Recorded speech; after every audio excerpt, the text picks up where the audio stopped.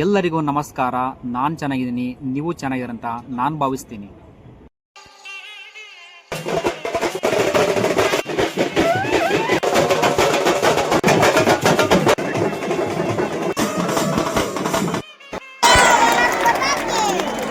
ಬೇರೆ ಬೇರೆ ಜಾತ್ರೆಗಳಿಗೆ ದೊಡ್ಡ ದೊಡ್ಡ ಮಹಾನುಭಾವರು ಬರ್ತಾರಂತ ಜನ ನೋಡಕ್ ಹೋಗ್ತಾರ.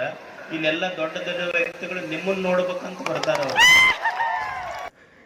ಕರ್ನಾಟಕದ ಕೊಪ್ಪಳದ ಪೂರ್ವ ಬೆಟ್ಟದ ಮೇಲಿರುವ ಸುಮಾರು 1,000 ವರ್ಷಗಳ ಇತಿಹಾಸ ಹೊಂದಿ ಇಂದಿಗೂ ಜನಮಾನಸದಲ್ಲಿ ಭಕ್ತಿ ಭಾವ ಅಭಿಮಾನಗಳನ್ನು ಉಳಿಸಿಕೊಂಡು ಬೆಳೆಸಿಕೊಂಡು ಮುನ್ನಡೆಯುತ್ತಿರುವ ಶ್ರೀ ಗವಿಸಿದ್ದೇಶ್ವರ ಮಠ ಅಥವಾ ಗವಿಮಠಕ್ಕೆ ನಿಮಗೆ ಸ್ವಾಗತ.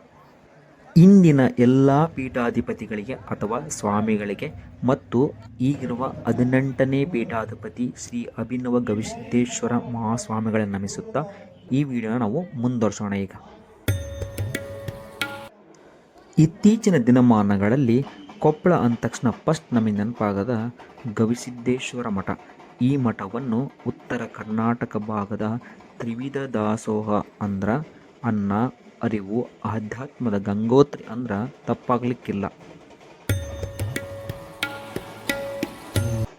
ಗವಿಮಠದ ಇತಿಹಾಸವನ್ನು ಸಣ್ಣದಾಗಿ ನಾವು ಮೆಲುಕಾಕೋದಾದ್ರೆ, ಕಾಶಿಯಿಂದ ದಕ್ಷಿಣ ಭಾರತಕ್ಕೆ ಬಂದಾಗ ಇಲ್ಲಿನ ಬೆಟ್ಟ ಗುಡ್ಡ ಗುಹೆಗಳನ್ನು ನೋಡಿದ ಶ್ರೀ ರುದ್ರಮುನಿ ಶಿವಯೋಗಿಗಳು ಈ ಜಾಗ ನೋಡಿ ತಮ್ಮ ತಪೋಭೂಮಿಯನ್ನಾಗಿ ಮಾಡಿಕೊಂಡ. ಮತ್ತು ಅಂದಿನಿಂದ ಇಲ್ಲಿವರೆಗೆ ಸುಮಾರು 18 ಪೀಠಾಧಿಪತಿಗಳು ಇದರ ಪರಂಪರೆಯನ್ನು ಉಳಿಸ್ಕೊಂಡು ಬೆಳೆಸ್ಕೊಂಡು ಹೊಂಟಾರ.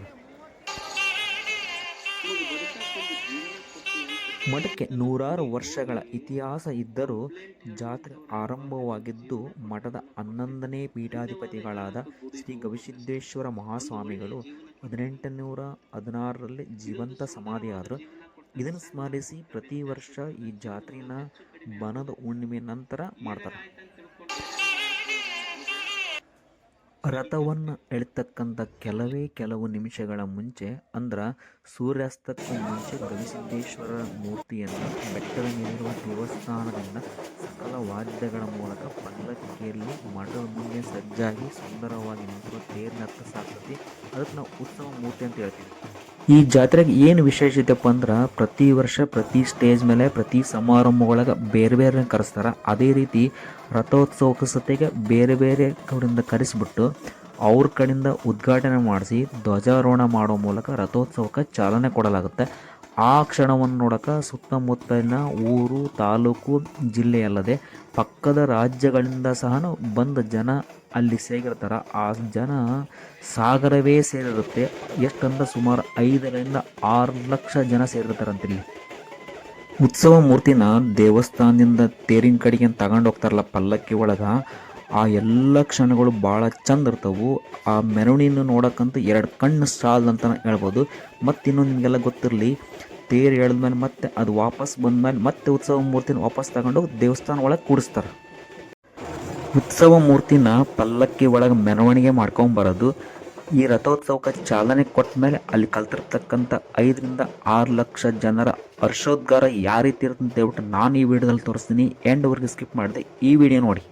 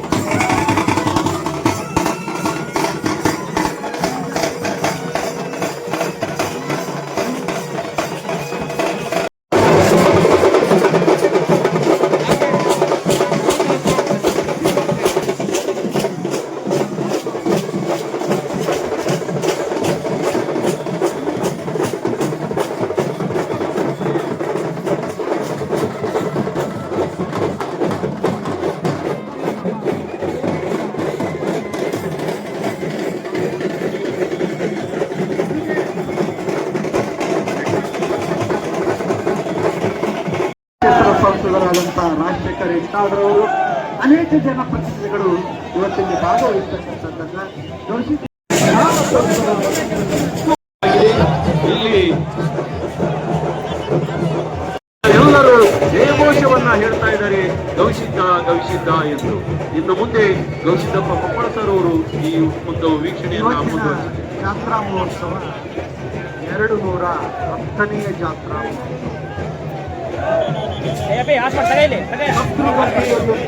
ಗವಿಸಿದ್ದೇಶ್ವರ 1816ರಲ್ಲಿ ತನ್ನ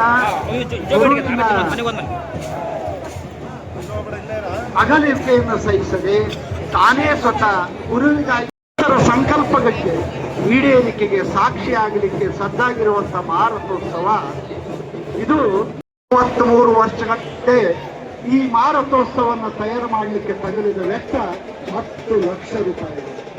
ಇವತ್ತು ತಯಾರು ಮಾಡಲಿಕ್ಕೆ ಹೋದ್ರೆ ಎಷ್ಟು ಅನ್ನೋದನ್ನು ನೀವೇ ಊಹಿಸಿಕೊಳ್ಳ ಸೇರಿ 51 ಫೂಟ್ ಎತ್ತರ ಇರ್ತಕ್ಕಂಥ ಈ ಮಾರಥೋತ್ಸವ ಗವಿಸಿದ್ದೇಶ್ವರನಿಗೆ ಸೇವೆಯನ್ನು ಸಲ್ಲಿಸತಕ್ಕಂಥದ್ದು. ಅನೇಕ ಘಟನೆಗಳಿಗೆ ಈ ಮಾರಥೋತ್ಸವ ಸಾಕ್ಷಿಯಾಗಿದೆ. ಅನೇಕ ಬದಲಾವಣೆಗಳಿಗೆ ಸಕಾರಾತ್ಮಕವಾಗಿರ್ತಕ್ಕಂಥ ಗವಿಸಿದ್ದೇಶ್ವರ ಜೀವಂತ ಸಮಾಜ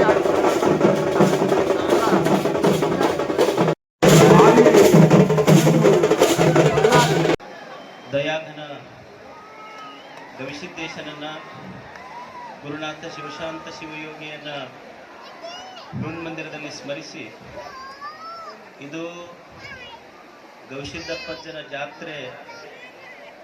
ಇದರ ವಿಶೇಷ ಏನಂದ್ರೆ ಬೇರೆ ಬೇರೆ ಜಾತ್ರೆಗಳಿಗೆ ದೊಡ್ಡ ದೊಡ್ಡ ಮಹಾನುಭಾವರು ಬರ್ತಾರಂತ ಜನ ನೋಡಕ್ ಹೋಗ್ತಾರ. ಇಲ್ಲೆಲ್ಲ ದೊಡ್ಡ ದೊಡ್ಡ ವ್ಯಕ್ತಿಗಳು ನಿಮ್ಮನ್ನ ನೋಡ್ಬೇಕಂತ ಬರ್ತಾರ ಅವರು. ಮತ್ತು ಇಷ್ಟು ಜನ, ಇಷ್ಟು ಶಾಂತಿ, ಇಷ್ಟು ಸಮಾಧಾನ. ಯಾಕಂದ್ರೆ ನೀವ್ಯಾರೂ ತಂದವರಲ್ಲ, ಭಕ್ತಿಯಿಂದ ಬಂದವರು. ಅಂಥ ಒಂದು ಭಕ್ತಿಯ ನಿತ್ಯೋತ್ಸವ ಇದು. ಈ ಭಕ್ತಿಯ ನಿತ್ಯೋತ್ಸವನ್ನ ಉದ್ಘಾಟನೆ ಮಾಡಲಿಕ್ಕೆ ನಮ್ಮ ಜಿಲ್ಲೆಯ ಬೆನ್ನಾಳದವರಾದ CH ವಿಜಯಶಂಕರ್ ಅವರು ಮೇಘಾಲಯದ ರಾಜ್ಯಪಾಲರಾಗಿದ್ದಾರೆ.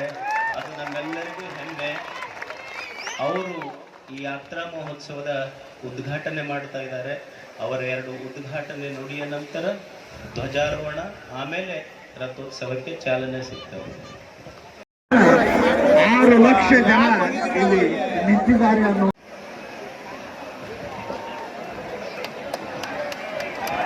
ಗವಿಸಿದ್ದೇಶ್ವರ महाराज की, गविसिद्धेश्वर महाराज की, गविसिद्धेश्वर महाराज की।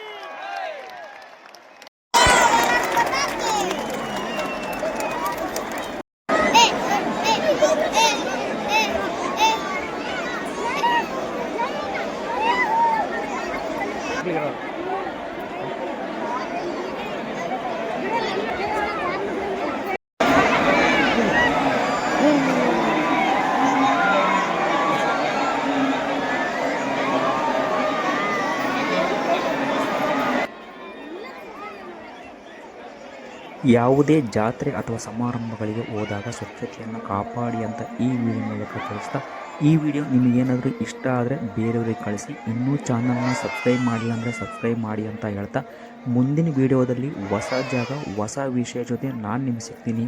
ನಮಸ್ಕಾರ.